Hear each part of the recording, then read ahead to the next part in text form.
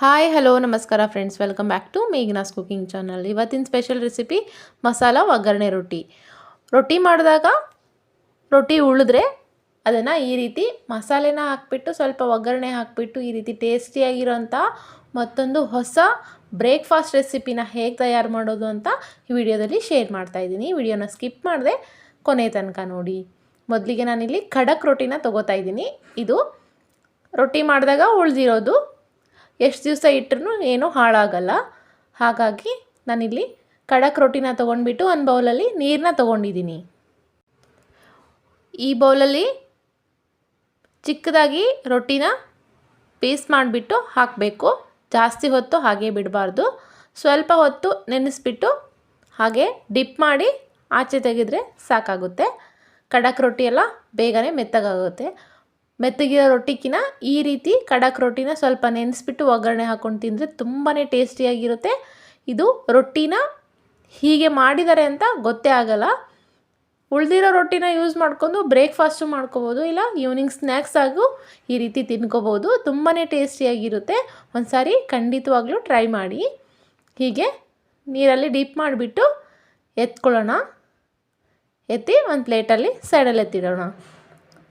ಹೀಗಾಗಿದೆ ನೋಡಿ. ತೀರಾ ಮೆತ್ತಗೂ ಆಗಬಾರ್ದು, ತೀರಾ ಗಟ್ಟಿನೂ ಇರಬಾರ್ದು. ನಂತರ ಒಂದು ಬಾಣಲೆನ ಬಿಸಿಗಿಡ್ತಾ ಇದ್ದೀನಿ. ಅದಕ್ಕೆ 2 ಟೇಬಲ್ ಸ್ಪೂನಷ್ಟು ಎಣ್ಣೆನ ಹಾಕ್ತಾಯಿದ್ದೀನಿ. ಎಣ್ಣೆ ಬಿಸಿ ಆದಮೇಲೆ 2 ಟೇಬಲ್ ಸ್ಪೂನಷ್ಟು ಶೇಂಗಾ ಬೀಜನ ಹಾಕ್ತಾಯಿದ್ದೀನಿ. ಶೇಂಗಾ ಬೀಜ ಹಾಕಿದರೆ ಒಳ್ಳೆ ಟೇಸ್ಟ್ ಬರುತ್ತೆ. ಇದನ್ನು ಎಣ್ಣೆಯಲ್ಲಿ ಸ್ವಲ್ಪ ಹೊತ್ತು ಫ್ರೈ ಮಾಡ್ಕೋಬೇಕು. ಸ್ವಲ್ಪ ಕೆಂಪು ಕಲರ್ ಬರಬೇಕು. ಅಲ್ಲಿ ತನಕ ಚೆನ್ನಾಗಿ ಫ್ರೈ ಮಾಡಿಕೊಂಡ್ರೆ ಕ್ರಿಸ್ಪಿಯಾಗಿ ಚೆನ್ನಾಗಿ ಬರ್ತವೆ. ಅದಕ್ಕೆ ಒಂದು ಅರ್ಧ ಟೇಬಲ್ ಸ್ಪೂನಷ್ಟು ಜೀರಿಗೆನ ಹಾಕ್ಕೊಳ್ಳೋಣ. ಜೀರಿಗೆ ಸಿಡಿದ ನಂತರ ಸ್ವಲ್ಪ ಕರಿಬೇವು ಹಾಕ್ಕೊಳ್ಳೋಣ. ಕರಿಬೇವು ಕೂಡ ಚೆನ್ನಾಗಿ ಫ್ರೈ ಆಗಬೇಕು. ಹೀಗೆ ಫ್ರೈ ಮಾಡ್ಕೊಂಡ ನಂತರ ಒಂದು ಅರ್ಧ ಟೇಬಲ್ ಸ್ಪೂನಷ್ಟು ಶುಂಠಿ ಬೆಳ್ಳುಳ್ಳಿ ಪೇಸ್ಟ್ನ ಹಾಕ್ತಾಯಿದ್ದೀನಿ. ಅದನ್ನು ಕೂಡ ಸ್ವಲ್ಪ ಹಸಿ ವಾಸನೆ ಹೋಗೋ ತನಕ ಫ್ರೈ ಮಾಡ್ಕೋಬೇಕು. ಬೇಕಿದ್ದರೆ ಹಾಕ್ಕೊಳ್ಳಿ, ಬೇಡದಿದ್ದರೆ ಸ್ಕಿಪ್ ಮಾಡಿ. ಹಾಗೆ ಒಂದು ಈರುಳ್ಳಿನ ಸ್ವಲ್ಪ ಚಿಕ್ಕದಾಗಿ ಕಟ್ ಮಾಡ್ಕೊಂಡು ಹಾಕ್ಕೊಂಡು 1 ರಿಂದ 2 ನಿಮಿಷ ಚೆನ್ನಾಗಿ ಫ್ರೈ ಮಾಡಬೇಕು. ಸ್ವಲ್ಪ ಮೆತ್ತಗಾದರೆ ಸಾಕು. ಹಾಗೆಯೇ ಒಂದು ಟೊಮೆಟೊನ ಚಿಕ್ಕದಾಗಿ ಕಟ್ ಮಾಡ್ಕೊಂಡು ಹಾಕ್ತಾಯಿದ್ದೀನಿ. ಈರುಳ್ಳಿ ಟೊಮೆಟೊ ಜಾಸ್ತಿ ಹಾಕ್ಕೊಂಡ್ರೆ ತುಂಬ ಚೆನ್ನಾಗಿ ಬರುತ್ತೆ. ನಾನಿಲ್ಲಿ ಸ್ವಲ್ಪ ಕ್ವಾಂಟಿಟಿಲಿ ಮಾಡ್ತಾ ಇರೋದ್ರಿಂದ ಸ್ವಲ್ಪನೇ ಹಾಕ್ತಾಯಿದ್ದೀನಿ.